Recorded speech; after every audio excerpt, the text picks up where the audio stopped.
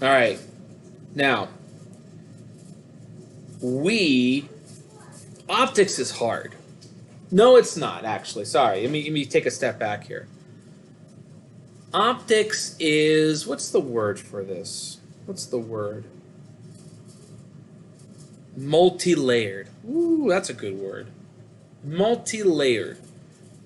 In fact, you can see right here, we have different models for light. And there are three popular models for light. The traditional model for light, which is what we are going to focus on for a little while, is going to be the ray model. This is old school optics, you know, Isaac Newton kind of stuff, Christian Huygens kind of stuff. Well, Christian Huygens kind of got into the waves, actually, so let me not say that. But this is very old school light, where light is basically a bunch of lasers. Okay, light rays. Then it got a little more sophisticated in the 19th century, and when people started to realize that light has certain properties of material waves, and so the wave model started to become developed. And then, of course, we have the modern idea now, which is the photon model, which is a quantum theory.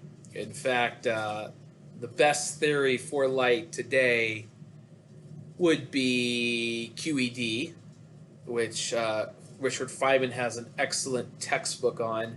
Doesn't make any sense. I can barely understand it myself. He makes it so simple that it's very difficult. That I don't know if that makes any sense, but sometimes people can make things so elegant and simple that it somehow becomes harder. But anyway, so we're going to dabble in all these things, actually. We're going to start with our ray model and go as far as that takes us. And then we'll take some other perspectives as we move along and start looking at waves and photons. And the way we're going to do this is the following. I'm going to spend a couple chapters on the ray model. This is really traditional physics. Like I said, going back to Isaac Newton and kind of stuff. And then we're going to take a detour. We're going to take a strange detour, and we're going to leave optics for a little while.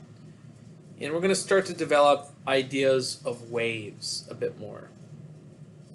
Waves. Right? Yeah. And then we're going to jump back into optics, and we're going to start to look at the wave model of light, and then we're going to dabble into the photon model, and then we're going to learn what kind of limitations we get with our photon model. And then we see relativity in the distance, and we go play with relativity for about 3 weeks or so, and then we jump back in and say, okay, I'm ready for quantum. Let's do it. Let's do this. So that's how we're going to be spending the rest of our time this semester. All right. So now, you don't need physics 120 for our discussions of properties of light. I will bring it up occasionally, but I don't believe that you need to have any prior knowledge of electricity and magnetism to appreciate the things that I'm going to be saying here. But if you do take electricity and magnetism, one of the things you learn near the end of the course is that electricity and magnetism are all different faces of the same beast, and that is the photon. And the photon is simply a disturbance of an electromagnetic field that propagates through space. And you start to learn that photons have wave-like properties, and that's how the electromagnetic field is transmitted, basically, through space. So it's a wave. That's the idea. When we look at an electromagnetic disturbance, we could talk about a wavefront, which is, you know, if you can imagine, if you have like a point source, like sound, for example, A wavefront would be a spherical region that surrounds it that represents a point where the wave all has the same phase. It's all at the same part in its, say, sine or cosine function, right? Well, wavefronts are fine. We're not going to dabble with wavefronts too much now. Instead, it's more easier to imagine perpendicular lines to these wavefronts. And we call these things rays. And so that's how we're going to envision a lot of our optical behavior is with light rays. So now, while we're going to use light rays, I want you to realize that it's a model, right? And scientific models can be a little tricky because they are meant to communicate an idea, but they don't always reflect the reality of the situation. So, light isn't in the form of light rays. Light is a wave that propagates through space, and it constantly interferes with itself constructively, destructively, and so on. But we can treat light as if it's like laser beams. Right? The rays just shoot out, and so that's the take that we're going to have here. All right. If we're far enough away from a source, then our wavefronts are effectively parallel lines, and then our rays become parallel lines as well. So when I refer to as a plane wave, we can interpret that as our light rays are parallel.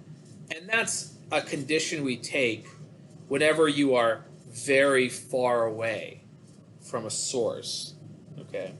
And the wavefronts are just enormous things, basically. All right, so now when we look at the way that light rays, and this is really what optics is all about, is once light is generated from a source, how does it travel? That's really the interest that we're going to take for the next two chapters. And so objects can either produce their own light, like the sun, or like a flame or something. If they don't produce their own light, then they reflect light. And the way light is reflected, there are certain laws that that's one of the first things we're going to look at is how light is reflected. Most things are reflective. There's very few things that emit their own light. I mean, I'm looking out my window now at other houses and trees in the road, and that's all reflected light. And it all looks orange because the entire world is burning down, apparently, from gender reveal parties, from what I hear. So anyway, yeah, it's been like an orange tint outside for the last week. It's kind of sad. Anyway, but that's all emitted light from the sun, scattered by the smoke in the air, filtered, blue light's filtered out, red light gets through. That's what's happening here. All right. So the way we illustrate how light reflects off objects or how light is emitted by objects is to use what we call ray diagrams. And whether an object is reflective or produces its own light, we can illustrate how that happens with a ray diagram. Every point, now the example is the tree here. Because light's reflected off the tree. Professor, you're not, I'm not screen sharing, huh? I just realized I'm not screen sharing. Sorry about that. Well, wow. I don't know how many minutes did I get into the lecture there? Well, let me go back. I'm sorry. The way that Zoom tells you I'm screen sharing is this little tiny box in the upper right-hand corner that's either orange or not. And I don't even look at that because I get in my own head when I start teaching. I don't see that box. So my apologies to you. Let's go back. So just so the pictures that, if you're interested in these pictures. Anyway, what I was telling you is that we have wavefronts. The rays of light that we're going to be talking about emanate from a source, and they're always perpendicular to the wavefronts. If we have a source that is sufficiently far away, our wavefronts become what we call plane waves, and they're parallel to each other, which means the rays, being that they're perpendicular, are also parallel to each other. Okay. And now I'm here. Okay. So now, in the example of the tree here, if you see the tree, clearly there is light reflecting off of it from the sun or other sources maybe, and coming towards you. And you can see every part of the tree, right? And if you were to walk to the other side of it, you would have the same picture. You'd have a tree, you'd see all parts of it. What that means is the light, when it reflects off the tree, is traveling outward in every possible direction. Okay? So if you want to talk about a ray diagram, the ray diagram is designed to tell you how light is being reflected or emitted by things. But if you can imagine, I mean, it would be impossible to view all the rays that come from these objects because it's from every point, it's in every direction. So we have to simplify it. And when we say ray diagram, we're talking about only a few really key rays, only a few things that really, really matter. For example, what if there was a shadow that was cast by this tree?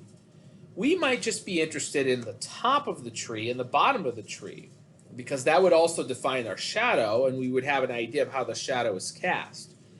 So with our ray diagrams, we're trying to be clever to select certain rays that can basically describe, generally how light's being emitted or reflected from an object. Okay, I mean, if you had 120, by the way, this is similar to electricity and magnetism, and when we have field diagrams. So if you have an electric charge or a charge distribution, and you're trying to imagine what the electric field is like, you don't have to show every single electric field vector. You generally show field lines that just represent some of the field, and you can always, interpolate what's going on in between. It's kind of a similar idea. Okay, so let's jump into these new rules here. First rule, rather simple. It is the law of reflection, and it says that when you have a incident ray, so this is light that comes into a surface. If the surface is reflective in a normal way, basically. I mean, a lot of surfaces are sort of rough, and so when light reflects, it doesn't reflect off too evenly. But if you had a completely smooth surface, when the light reflects off of it, the angle of incidence is equal to the angle of reflection. So pay attention to this picture. It's very important what's going on in this picture here. We have a reflective surface, and we have a normal line, which is perpendicular to the reflective surface. And we have angles that are defined with respect to the normal. Okay, so the incident ray comes in, and it forms an angle of incidence, an angle with respect to the normal vector. And then the reflected ray comes off, and we have an angle of reflection. Now, for standard reflections, these are equal to each other. The reason why I'm making a big deal about it right now is because there is another angle here, right? And the other angle is the angle that's made with the reflective surface. That's not an angle that, well, I don't want to say it's not an angle that we care about. We certainly care about it, but it's not the angle that is you typically use like in our formulas. I mean, it's easy to figure out what the angle of incidence is, right? Because it's would be the complement of the angle of incidence. But just be mindful that if you're given an angle with respect to a surface, you'll need to take the complement to determine what the angle of incidence is. So this is seemingly easy enough. But there are some subtleties to this, and we're going to go into that. All right, so let's just jump right into our first example here. So what we have in this setup here is we got a Dresden mirror here that is 1.5 meters tall. Now we have that mirror is positioned on the wall a half meter up from the ground, and it's also a half meter down from the ceiling. Well, what's going on here? Okay, sorry about that. All right, so we have a light bulb that's placed a meter away on the ceiling. Okay, and wait, what with the closet door? Oh, sorry, here a light bulb.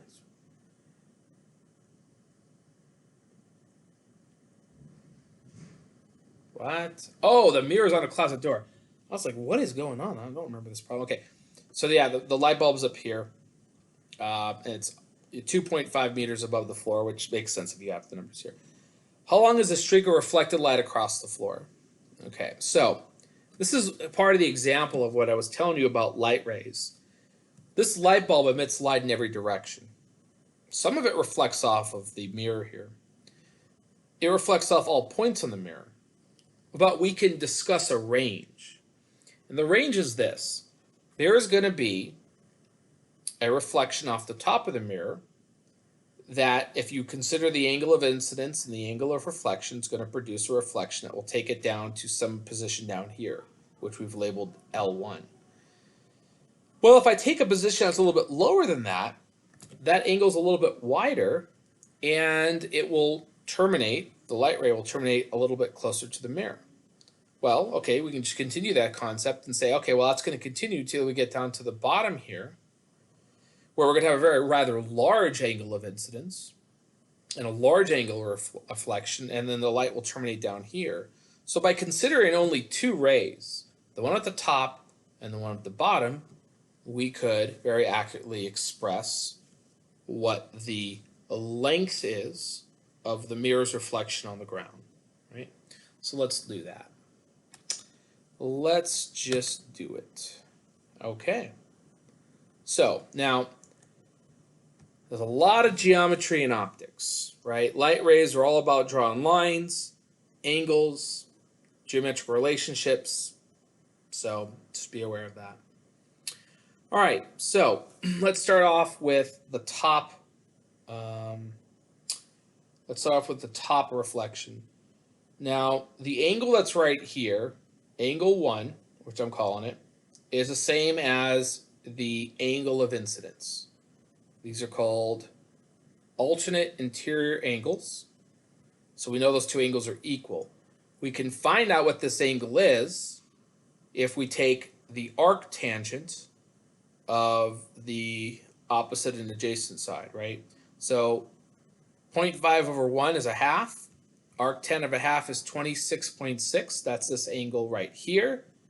And that means that's this angle right here, which, according to the law of reflection, is the angle of reflection. Now, again, if you consider the normal line up here and the ground, we have another set of alternate interior angles. And so the angle down here is also 26.6. Okay. Now, how far is that away from the closet door? Well, I make another triangle, right? From the top of the mirror down to the ground is a full 2 meters. The adjacent side, I'm going to call L1, and so I have this relationship right here, that the tangent of theta 1, oh, too big. The tangent of theta 1. You muted yourself somehow. I hope when this pandemic's over that Zoom goes bankrupt. That's what I just want it to end. I have so many problems with Zoom, and I know it's user error. It's me. I have no idea. I literally just hit, I don't know, whatever. Okay. Anyway, okay, so yeah, the tangent of angle 1, if you consider the very large triangle that was drawn down here, is going to be 2 over the adjacent side. And well, you know, we already know what that is, right? It's a 1 to 2 ratio, so the length is 4 meters. Great. Now let's consider the other light ray. Same deal. Let's do a triangle. The triangle is the arctan well, the angle is going to be the arctan of, what, 2 over 1 now. That's 63.4. And that's what this larger angle is right here. I didn't label it, but there's a larger angle here that's theta 2, which is equal to this theta 2 due to the law of reflection. It's equal to that theta 2. And once again, I consider the angle down here. And so I can work out this little tiny L2 distance down here. And so I work that out. The tangent of theta 2 is 0.5 over that distance. That distance ends up being 0.25. I subtract the numbers and I get that the the streak of light reflected by the mirror is 3.75 meters. Okay, so you know, law of reflection is very simple in essence, right? But there's a lot of geometry involved that you have to be aware of. And so anyway, any questions about this one, or is this okay? All right, let's move on then. Let's move on to the next slide, which is on this. Okay. Well, this is kind of what I was discussing before. We have two different types of reflection that we're going to work with. Now, in both cases, the law of reflections is always obeyed. And, you know, I didn't really give you a justification for it. I just kind of said, oh, this thing happens. And there isn't really a good justification for why the law of reflection works until you start looking at wave properties. And that's something that we're going to do on Monday. We don't get into it today, but it's something we're going to get into on Monday. And there's just sort of a proof for it. So, but anyway, the kind of reflections we're very interested in are specular reflections, where the surface is effectively smooth and the law of reflection happens continuously across the surface. The other type is diffuse reflection, which, you know, like for example, I'm looking at my laptop here, and I have, you know, the surface of it is, I think they call that matte or something. I don't know. That has something to do with design, so I don't know anything about it. What's matte mean? Dull and flat without a shine. There, all right, that's it. So the surface of my laptop here is matte, and it is. The reflection is dull and flat, right? Because it feels smooth. It's not, though. And what happens is you have a rough surface, and the law of reflection is obeyed on every little nook and cranny of the surface here. That doesn't result in a coherent beam of light coming off of the object. And so that's not going to be very useful for us to study the rays. That's all randomness, effectively. So most things have diffuse reflections. You know, obviously the things that don't are you're very aware of because you can see your reflection or other things in there. So anyway. All right. So let's look at an example of a mirror. Now, if we consider this object P over here, it could be anything. I'm going to choose an object that is basically a point source. I don't have to choose a point source. It's just, it makes the geometry and the mathematics a little bit easier, but you can apply this to any kind of object here. The object will emit rays in all directions, right? Somebody has an eye that's placed below the object and they want to see the reflection of that object. A plane mirror, one that is, you know, completely flat, will produce an image of an object. That kind of image we call a virtual image, which is different than what we call real images. The difference is this. A virtual image is an object, is an image that you see that the light rays appear to come from, but don't actually come from that region, okay? So all mirrors produce virtual images. It appears that the objects are behind the mirror. but no light actually comes from behind the mirror. Okay, this is different than like how a lot of lenses work. All right, like lenses, for example, where the light is refracted through, a lot of times, not always, but a lot of times they produce real images, because where the image appears to come from, the light rays actually come from that region. So this is always virtual images. And the nice property here that we can prove later on, not right now, I mean, it's not like something that really needs to be proved. It's one of those things that we take for granted, and it's probably okay to take it for granted, but we'll prove it later on, actually, is that the object distance, which we call S, is equal to the image distance. If your object is a foot away from the mirror, it will appear as if the object is 1 foot behind the mirror. That's for the purposes of things like angular size and stuff like that. Okay, but that's how we would ray trace this object here. And so when we have the reflection take place here, we can trace these lines back. Now the dashed lines are here to indicate that we are generating a virtual image.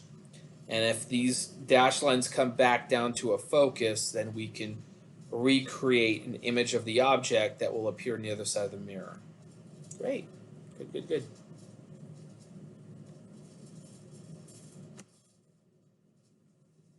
All right. I don't know why this slide's here. I already said this stuff. Is there anything else in here? Not really. Huh. I don't know. That's weird. It doesn't even need to be here. Why do I have this slide here? Is there a reason I have this slide here? I don't remember. Probably delete it. I'll make a note. Delete slide.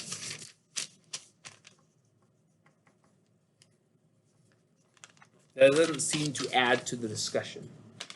So I can delete that later. All right, question for you here. You are looking at the image of a pencil in a mirror. What do you see in the mirror if the top half of the mirror is covered with a piece of dark paper? So what we're saying here is this. You got your pencil up there. You got your person down here. And we're going to take some paper and we're going to cover up our mirror. So everything up here is covered up. What do you think you're going to see? What's going on there? Put a letter in the chat if you think you got it.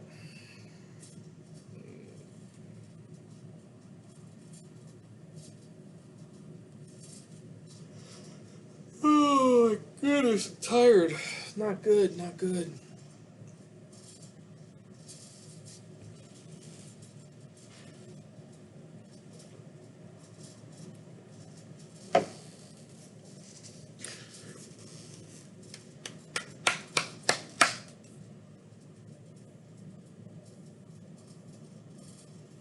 All right, let's see what these letters look like. Ooh. As soon as I open it up, I see A and C and D. Ooh, the answer is... Uh-oh, got another letter here. The answer here is A. It's A. You will see all of the mirror. Okay?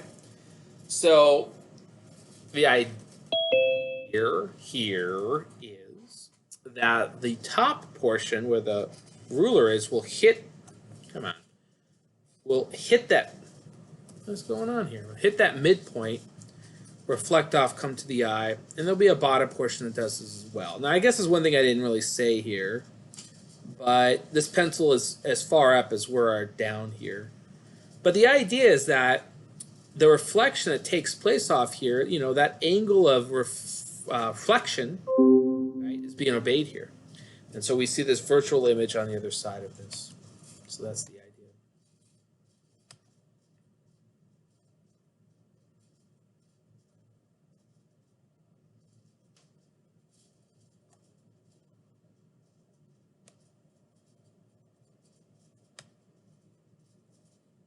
Okay.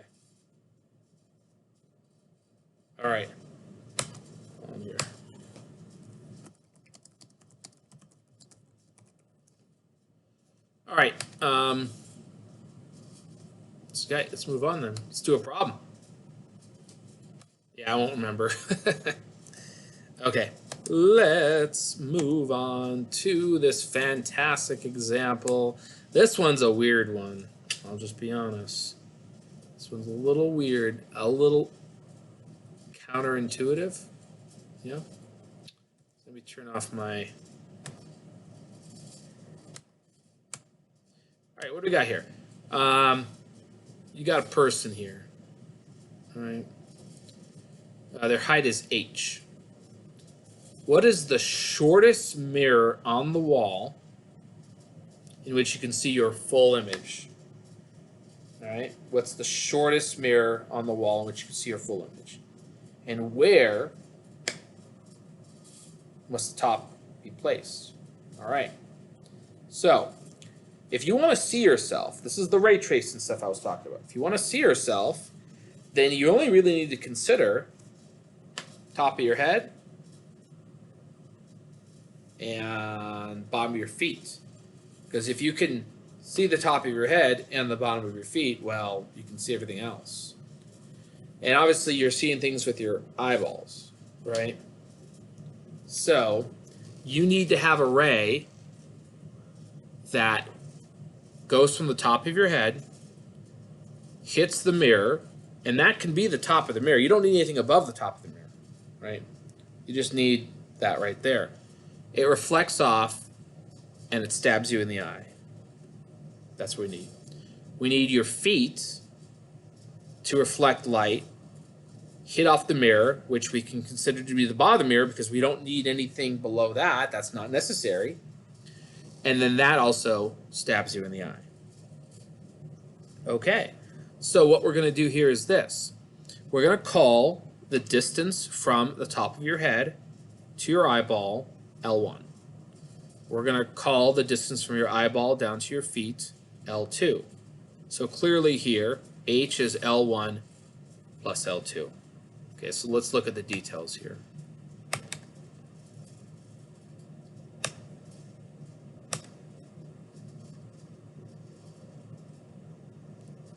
All right, so now, due to the law of reflection, the angle of incidence and the angle of reflection are going to be the same, and that means the distance from the top of your head to your eye, okay, right, that distance is L1, so the mirror needs to be placed at a distance that is 1/2 L1 from the top of your head. Right, because you're splitting that distance up in half because you have ray coming in, ray coming out. Likewise, down here, the distance L2 can be split up into a 1/2 L over 2 and a 1/2 L over 2. And the mirror needs to go down as far as that L over 2. So the length of the mirror is 1/2 L1 plus 1/2 L2. When you add that up, you get 1/2 H. So the mirror has to be half your height, at a minimum, half your height, in order for you to see your entire body. Okay. Now, here's what's crazy about this, though. There's nothing here that tells us how close we can be. If you create this mirror, you can be as far away as you like or as close as you like. And as long as the top of the mirror, okay, is at this distance here and the bottom's at that distance, then regardless of where you stand, you're always going to see your entire body in that mirror there. But it's got to be placed in this particular way. But that's another interesting law of reflection. It requires a bit of geometry. And it sort of requires you to know exactly how you see things, right? You see the extent of an object if you can see at the top and the bottom of it. So you just got to worry about those two rays. All right, so it's a fairly simple problem, but I'll tell you what, it's not an intuitive problem. It's not an intuitive problem. So, you know, if you pick this up right away, that's fantastic. If not, definitely spend a bit of time thinking about it because it's a rather simple problem, but it's not an intuitive thing. but it's a tricky problem, to be honest. It is a tricky problem. All right, let me zoom out a little bit here so we can see it. All right, we got a light ray at point A. It leaves that point, flecks off the mirror, comes out of the point B. And what we want to know is this.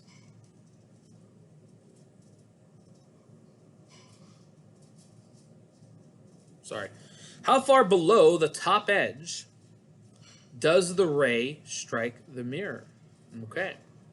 So now it's a little hard to see in the picture here, but the top edge is the thing that's up here. So it's 5 centimeters down from that point, reflects off, hits B, and we want to know how far down from the top edge it's going to go. So it's all a geometry problem, because the law of reflection is very simple, right? It's just a big geometry problem. All right, so let's look at how to do this.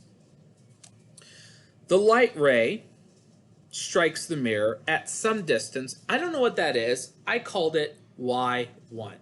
Y1. So from the point here down to here, that's where it strikes. I don't know where it is. We're going to take a guess. Then it reflects off, and we have our angle of incidence and angle of refraction, and then it comes down here and it hits B. Okay. Now, so we got a bunch of triangles to work with here. The angle of incidence here is equal to the angle here, so I can form a tangent out of that. The tangent of this angle here is going to be the opposite side, which is Y1, over the adjacent side, which is 10 centimeters. All right, so now this angle down here is the same angle because it's law of reflection. So the angle that's formed down here, again, is the same. And what we can say here is this particular angle down here, which is the same angle, by the way, is tan theta, side opposite, which is I'm going to call Y2, and that's the distance from where it hits the mirror down to the bottom, over 15, which is the adjacent side. And those are the same things. I'm going to equate them together. So I have this nice relationship between them. Y1 is 2/3 of Y2. All right? Y2 is a bit bigger. And I also know that Y1 plus Y2, which is the extent here, is equal to 10 centimeters. Again, you can't see it too well in the picture, but this from where A is and where B is a 10 centimeter thing. Okay. So now we just got to do the math. We can plug in for Y1 2/3 Y2, clean it up. We get 4 centimeters for Y1, 6 centimeters for Y2, and we add up the top of the mirror down to A, which is 5, and Y1, and we get 9 centimeters. So the ray tracing, pretty straightforward. We say from A, hit mirror, down to B. We do our angle of reflection, angle of incidence relationships here. We identify those alternate interior angles here. We have to define some unknowns here, right? And then we just do a little bit of trig. We bring it on home. So, any questions about this one?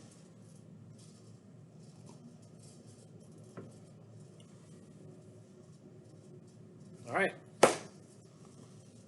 Let's keep going then with the lecture.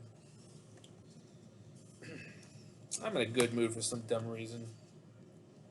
I apologize for that. Okay. Now, we exhausted reflection. I mean, that's really all you can do. It's a simple principle, and yeah, I don't know why I'm in a good mood. I don't know. Probably because I have no. Oh, I know why. Because I have to write a test for my Physics 120 students over the weekend, and I'm looking forward to it. All right, so we exhausted reflection. The principle of reflection is very simple. I showed you a couple of examples of how it's utilized. Any other thing you do is going to be some combination of those things there, so we got it. The other process we're going to look into today is the process of refraction. And that's when light goes from one medium to a second medium. And one of the most common examples of that is light going from air to glass, right? That's the essence of what lenses are, right? You see refraction effects when you try to look at things that are underwater, okay? The twinkling of stars ultimately is a result of refraction. As the light enters our atmosphere, that goes from the vacuum of space to the air in our atmosphere, which can be at different temperatures, different air masses, and it affects how the light propagates through that medium. Okay, so in the example that you see here, and again, this class is one of the worst classes, physics, one of the worst classes to be stuck behind a computer screen sitting in your bedroom. Because there's so many hands-on really cool things we can do, and that's what lab's all about, but it doesn't translate well on a crappy webcam, you know. So I got a lot of pictures, I guess. So we have an incident ray of light. So the light comes in and hits this prism here, and two things happen. A percentage of that light gets reflected away, and it follows the law of reflection. The remaining amount of light enters the glass and becomes what we say refracted. When I say refracted, what I mean is the direction of the light ray changes. It goes through the glass and it exits out.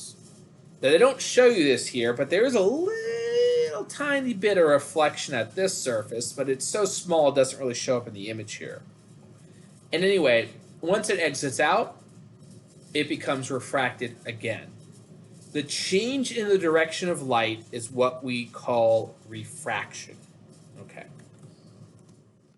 So, now, to understand how the refraction takes place, we have a uncomfortable concept here. And I'll explain why I'm calling it uncomfortable.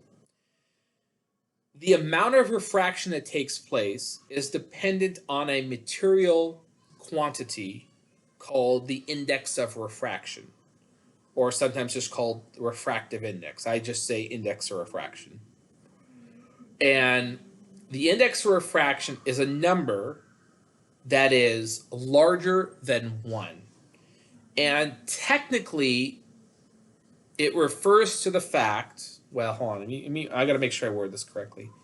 The index of refraction is a number that attempts to quantify how light propagates more slowly through the medium than it would if it was in a vacuum. Mathematically, it's a ratio of the speed of light divided by the speed of light in that material. Okay, now, hold on here. Never mind.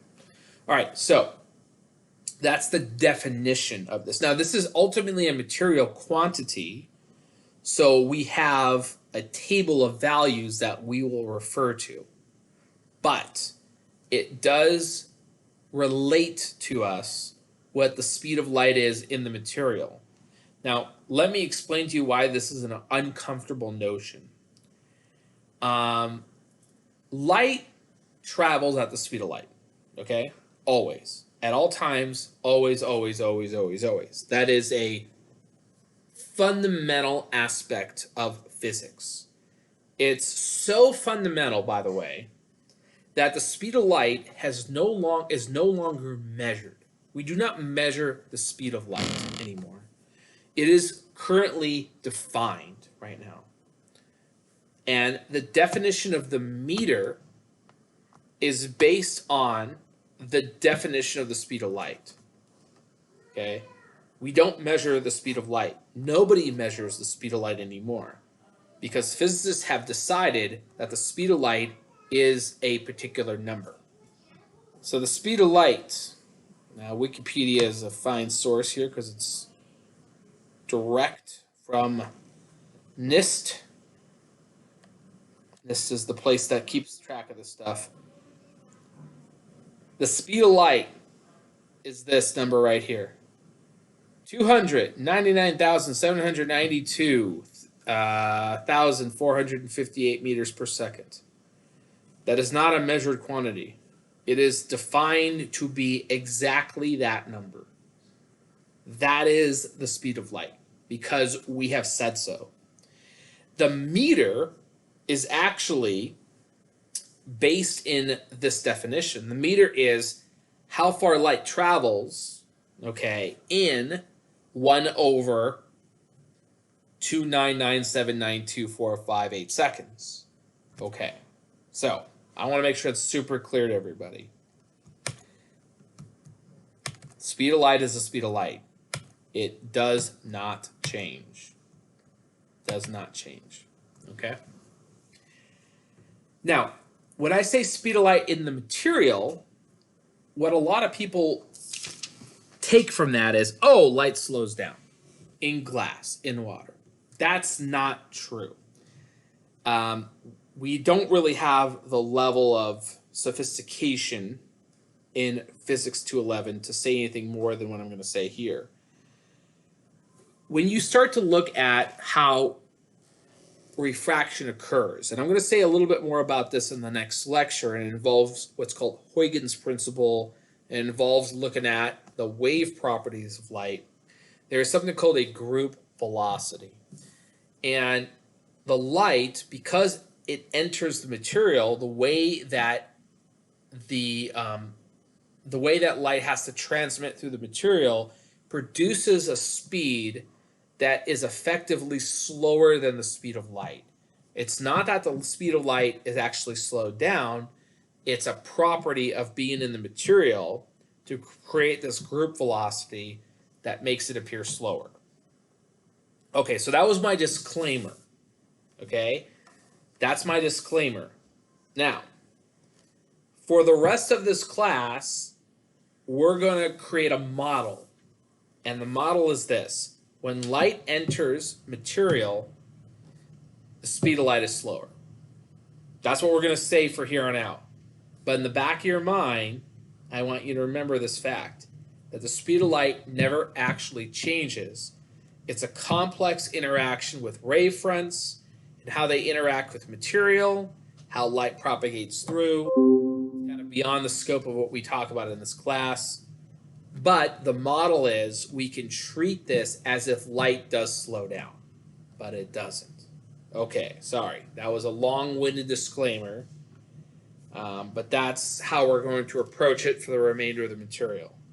So every time I say that the speed of light is slower, in the back of your mind say, I know what you're saying. I know. We're just using the model. I know. All right, anyway, so that's the index of refraction for optical material. So in the example that you see right down at the bottom here, we're going to enter, this could be, say, for example, air to glass. And the glass has a higher index of refraction. What happens is, yeah, light reflects off, but the light that refracts through will have a refracted angle that is a little bit shallower than the reflected angle. Okay? So when it transmits through, it has this different angle to it. And this is true if you have a higher index of refraction that you enter into. That's the idea. So let's look at all the different examples that we can have. This is the example that I just discussed here. And forget about the reflected stuff. Okay, so that's another thing. Yeah, some light's reflected. We're not going to think about that for the rest of the time. Don't worry about that for now. So light goes from material A to material B. The index of refraction material B is higher, right? So the light hits, we have our angle of incidence here. The light will bend in such a way that the refracted angle, which is, again, defined with respect to the normal, is a little shallower than the other angle. And that's when you enter a higher index of refraction. Now, what happens here, okay, in material B, is that because it's a higher index of refraction, the speed of light is slower in that material. Wink, wink, right? Wink, wink.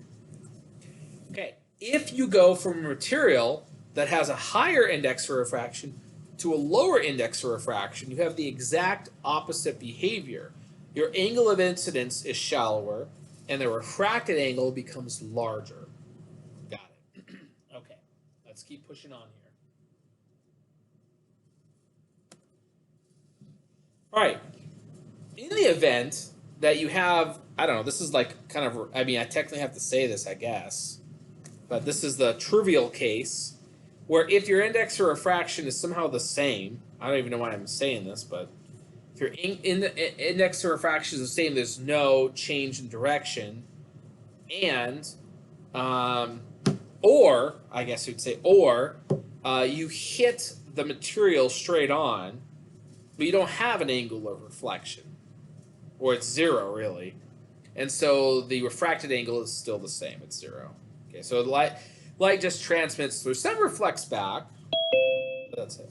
Okay, so let's keep going with, now, I'm going to state without proof the law of refraction.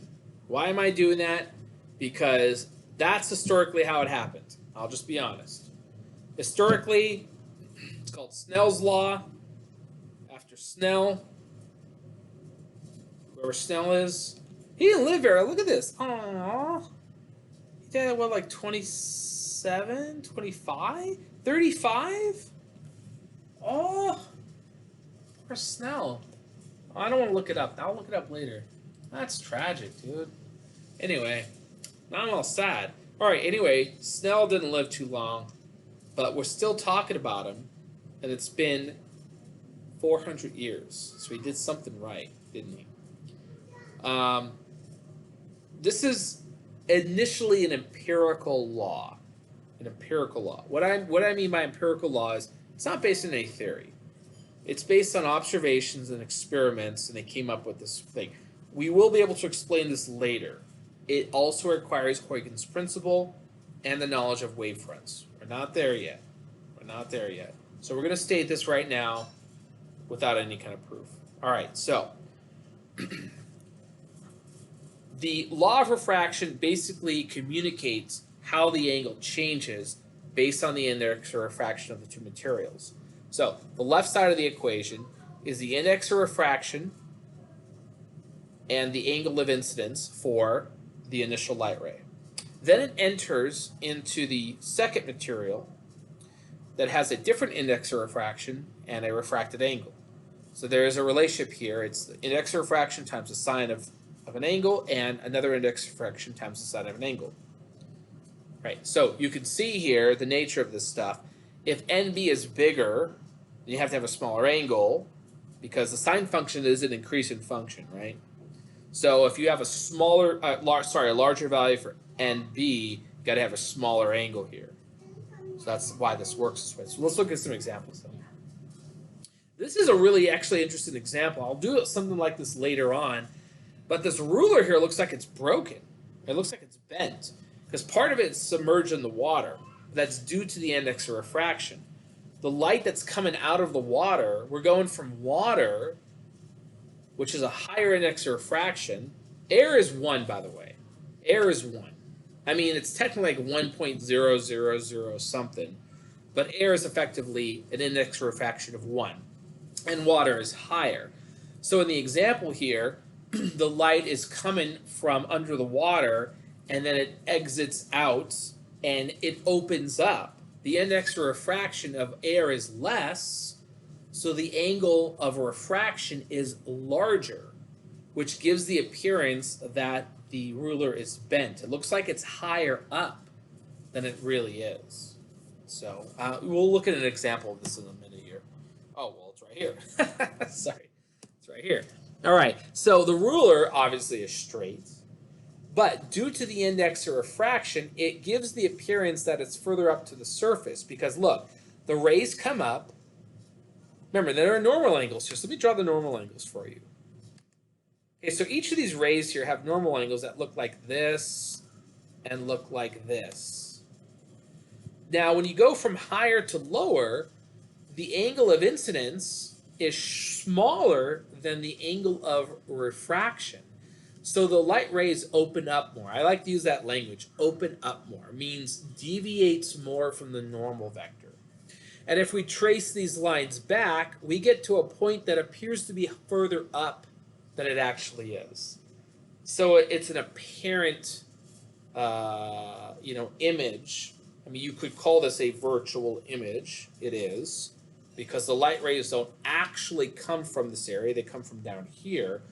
So this is a virtual image, but it does give the appearance that the ruler is a little higher up than it actually is, because the rays open up as they enter into the air.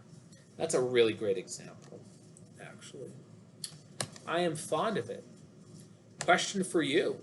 It's a pretty simple one. Light passes from air, vacuum and air are basically the same thing, into water. So we're going from lower to higher. So if the angle of incidence is an acute angle, what's going to happen? What's going to happen? I don't know why it says acute angle. I don't know how you can have an incident angle that's an obtuse angle. Did you say C? You did say C, and you would be correct. Excellent job, everyone. West Nile. What is this all about? All right, now, light passes from a medium of index for refraction, blah, blah, blah, blah, sorry. Okay, so the NA is smaller than NB. So what's happening to the speeds? Remember, wink, wink, speed, slow down, speed up, wink, wink. Not really, but we're going to go with it.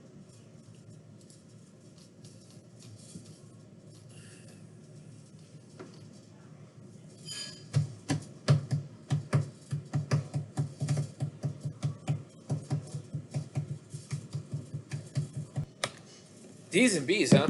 Well, you're right that it slows down. Absolutely slows down. Higher index of refraction means a shallower angle. Shallower angle. And that is going to be option B. All right. So the refracted angle is shallow. Okay. Got another one for you. Laser beam passes from medium 1 to medium 2. Which is true? Which is true? It's fine. We're getting to the end of the day here. Yeah. Now, this is what I meant when I say the angle opens up more. We're going from 1 to 2. The angle opens up more. Opening up means lower. And that's B. Okay. So, like I said, I like to use that language. Opens up, gets tighter. So, like, if we went the other way, I'd say the angle gets tighter with the normal vector. So, opening up, getting tighter. That's the language I use. I don't know. That's how I think about it. Open, things like that. Okay. Fantabulous. Now, these are textbook values from a textbook I had used many years ago. But this stuff doesn't change too much. I will say that, your textbook values versus these values, they're not going to be dramatically different. I will say that avoid trying to find values online, though, because people online have really weirdly specific values for some reason. I don't know why. But, water is universally 1.33. Glass is almost always 1.5. You got weird glass that can happen, but the typical stuff here is 1.5 for glass, water is 1.33, oil's somewhere in between. Any of the work that you do, I'm going to be mindful of what you've used. If you're telling me water is 1.5, that's wrong. If you say water is 1.34, you're fine. So anyway, okay. When light passes from vacuum into water, what is happening? Now, you may or may not remember this. but I will tell you the following here. So, the index of refraction is defined as C over V, and the speed of light in your medium is lambda, which is the wavelength, times the frequency of light, which is this symbol here, and that equals the speed of the light, which can be C if you have C, you know. So this question is not something you necessarily know. I'm asking this question to see what you think more than anything else. Because I don't think you could really know honestly what this question is until you took E&M. And even if you took E&M, I doubt you would still know, no offense. But it's just not a clear concept, I'll just say that. It's not D though. I'm so sorry. It's okay, it was a guess. It was a guess. You weren't supposed to get it right. In fact, it's nice that you get it wrong so you can learn something, right? The answer here is B. Now, why? The idea is this. You didn't know this necessarily. You will now. The frequency of light does not change in these situations. Okay. The frequency of light is something that's generated when the light is transmitted. Okay. Like a radio tower, right, produces an oscillation that creates the frequency, which creates a wavelength then. And the frequency of light can't change in these situations. So if the frequency doesn't change, the wavelength has to. And there is a direct relationship, as you see in the thing here. The wavelength and the velocity are directly related. Okay, so if the speed goes down, which it does in a medium, wink wink, the wavelength goes down as well. Now, here's the thing about this. We do actually see that. It's a geometric factor, basically, is what happens here. And the wavelength of the light does change. That is a measured thing. We can determine that. And if the wavelength changes, that means the color of light actually changes in these mediums. Now, you can never really see that because you'd have to be in the medium to see it. You can't be in the glass to see that happening. Ultimately, your eye, tells you what you can see. So yeah, so that's something that I present this question for you to remember for future reference now. In higher indexes of refraction, the speed of light slows down, wink wink, the wavelength of light decreases, that actually happens, and the frequency of light is unchanged. Okay. And there's a similar relationship to the index of refraction that occurs here. Lambda naught is the wavelength of light in a vacuum, and if we divide that by the index of refraction, then we have our new wavelength of light in the material. This will show up quite a bit in our discussion of optics for the next few chapters, something you'll want to remember. Okay? The wavelength of light in a material will go down according to the index of refraction. Okay. Right. This thing here, how much time do we got here? How much time do we got? I want to make sure we finish on time here. Ooh. I think I'll save this particular discussion here for later so I can get through. Well, we got a half an hour though. Right? Okay. So here, this is our light rays going from a lower index of refraction. Well, actually, we're closing up here, right? Yeah. So this is a lower index of refraction to a higher index of refraction. So you see the angle of incidence right here. They call it theta 1. Now, these light rays that come through here, we're going to put in the wavefronts in their place because that's what ultimately is really happening here. Now, when the wavefronts hit, the speed of light, like I said, effectively slows down, and the wavelength has to shorten up. The original wavelength of light is given by lambda 1 here, and we can see that the way the light bends, we end up with a shorter path length here. And that's the shorter wavelength that we're talking about here. Now this angle that's right here is going to match this angle that's right here due to the fact that we have a right angle up there.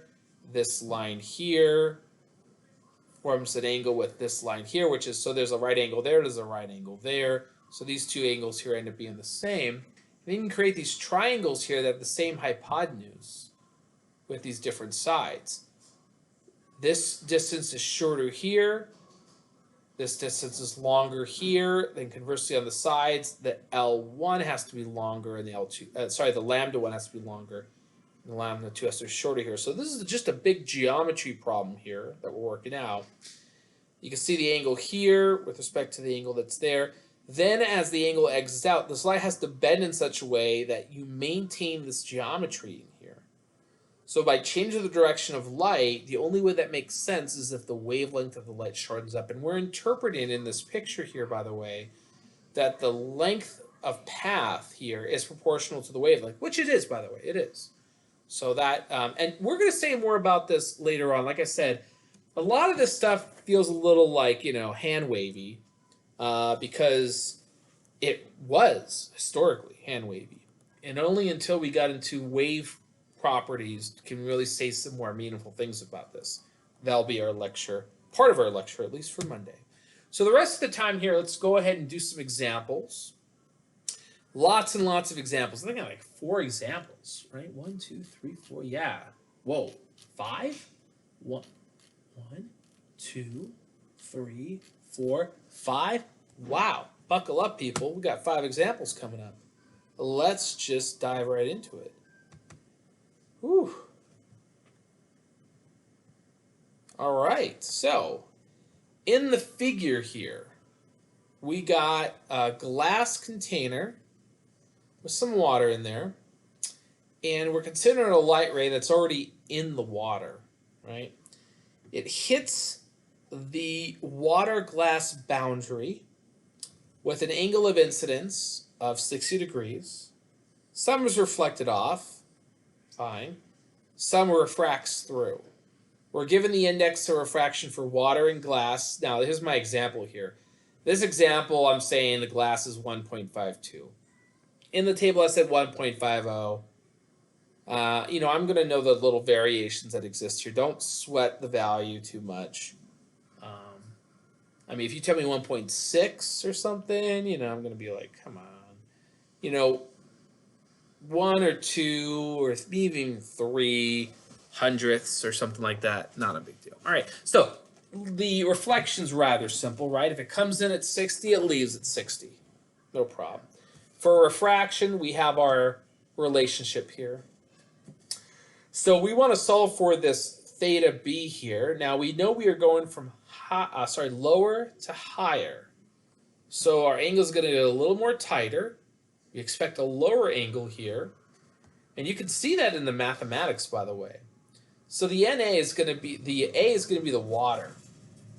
And the B is going to be the glass. So we want to solve for theta b. So I'm going to divide by NB here, which I got NA over NB. And then I got to take the inverse sign, right? So NA over NB, well, that ratio, NA over NB, is less than 1. Right, so taking the inverse sine of this thing here should end up with a smaller angle than the original angle, right? Because if this was just 1, this would return the same angle. But if it's a little bit less, we got something interesting now. 49.3. Okay, so a little different here. Okay. Next example. We want to know what this prism's index of refraction is based on how the light exits the prism. Now, we got a laser beam that enters the prism completely perpendicular to the surface. And what we explained about that for both reflection and refraction, that actually does not alter the angle in any way. If you come in straight, you're going to go through straight. Now, as it comes through, it hits this slanted side, and so there will be an angle of incidence. Okay, so watch very carefully what I've done here. Our prism is a 30, 60, 90 triangle. So I'm going to draw a line that goes straight across from the left side to where the top of my ray hits. And I can create a triangle out of that. Okay? The triangle that's created here is also a 30, 60, 90 triangle. How do I know that? Here's how I know that. This is a 30-degree angle right here. That means this angle down here is a 60-degree angle. And the line that I drew here, okay, and I'll highlight this line with my annotation. Let's go for just a little bit of color here. How about we do blue this time? I like blue. It's my second favorite color. So there, that line right there that I drew is the normal line. That's the normal line. And so this is a right angle right here, right? So since that is a right angle, that angle right there is 30 degrees. We have a 60 there and a 30 there. And then obviously at that angle then it has to be 60. So I can see that when I hit the slanted side, that my angle of incidence is 30. Now I'm going from higher to lower as I exit the glass, go into the air. So that means when the light comes out, I should be opening up more. Right? Going from lower to higher opens you up more. So if I continue this line across here, I can see that I have a vertical angle here. So that's 30 and that's 30. And I'm told that the rest of this is 22.6. That means my refracted angle is 52.6. So that's right here. So one side's all about the air, right? N for air is basically 1.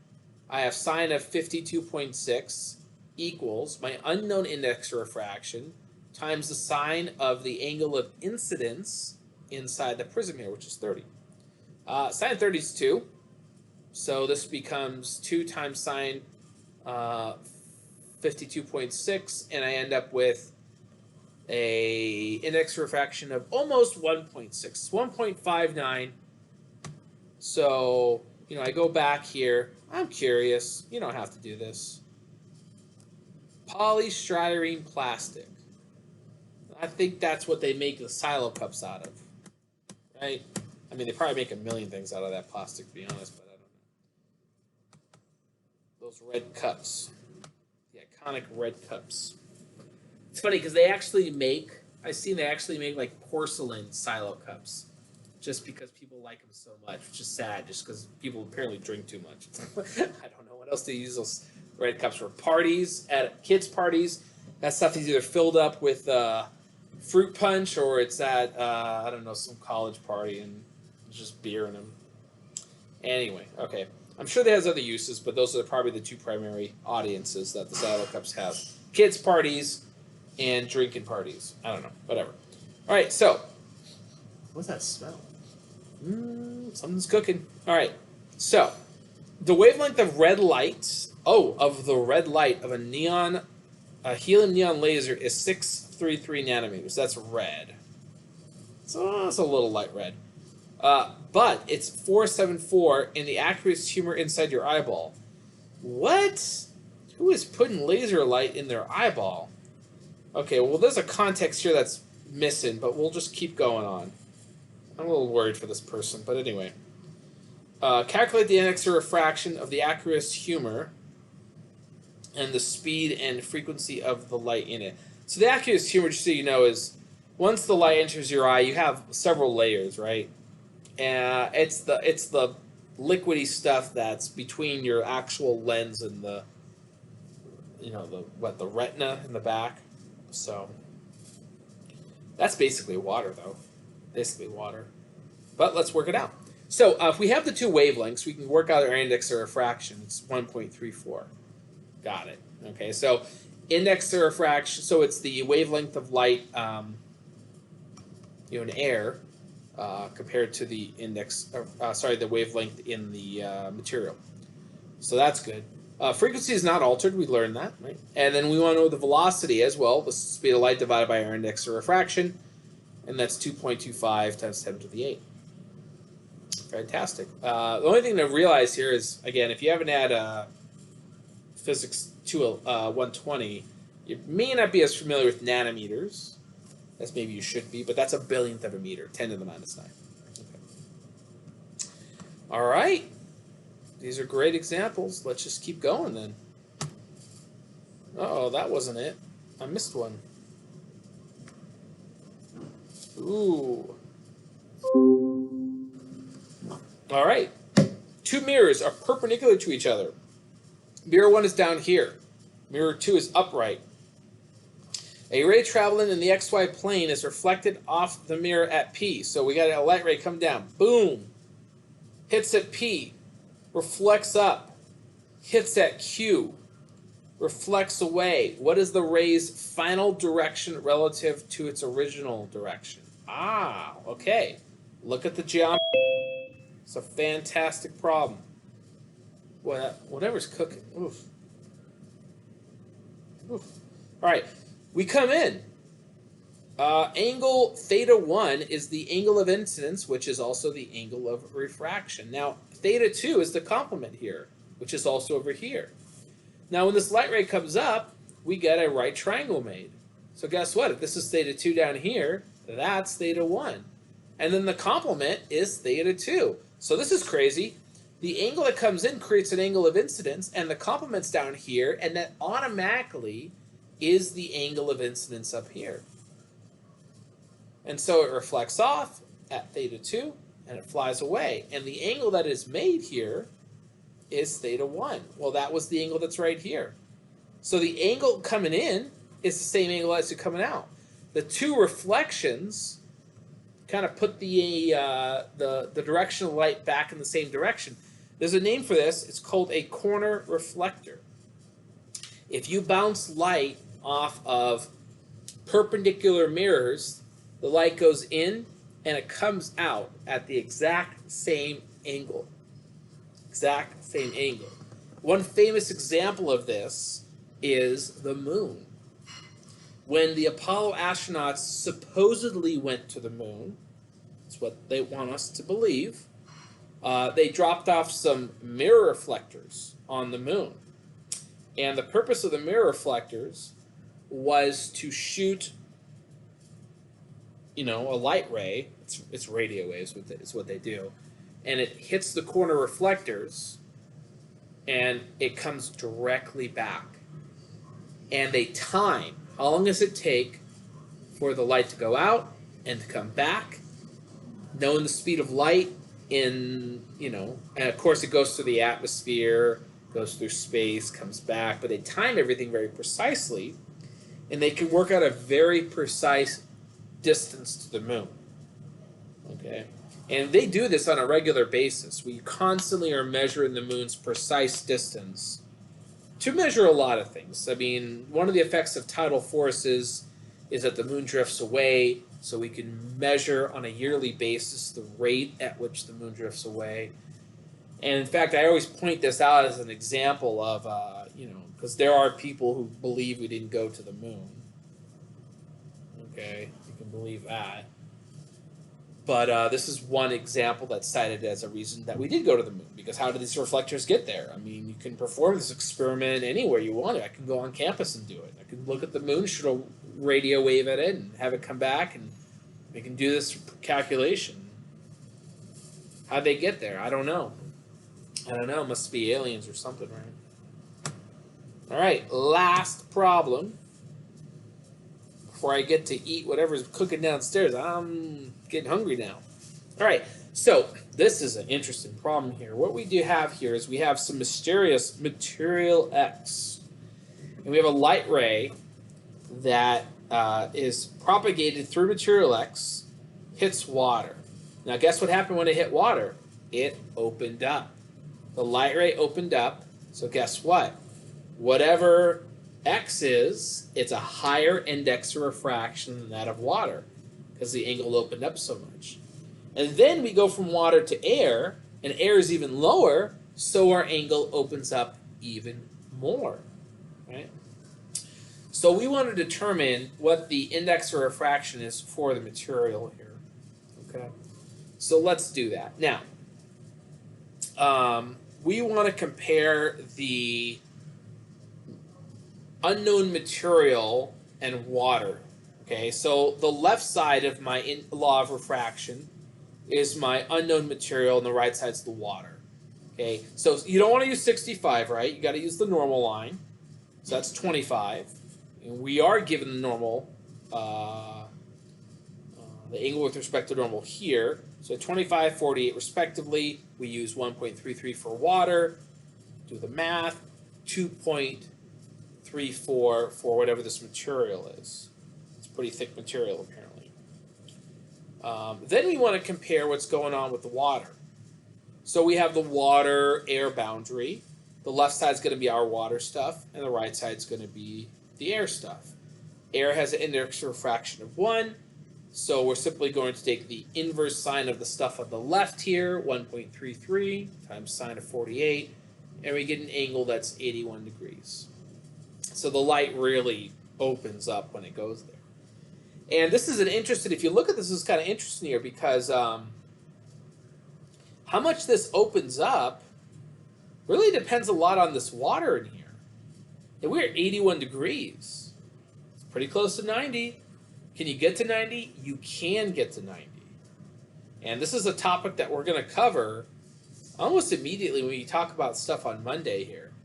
If you up this index of refraction just a bit more, say we have a different substance in here, well, this angle can start to approach 90 and hit 90. And, excuse me, what happens when you hit 90? You don't have refraction. When you go from higher to lower here, there is a limit to that. Sometimes you can refract so much that you don't refract. And we call this internal reflection.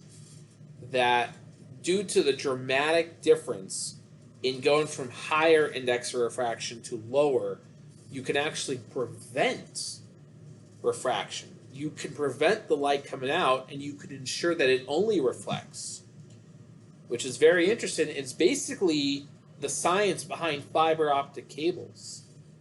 And we'll look into fiber optic cables next class. Anyway, I am done. Let me stop my video here.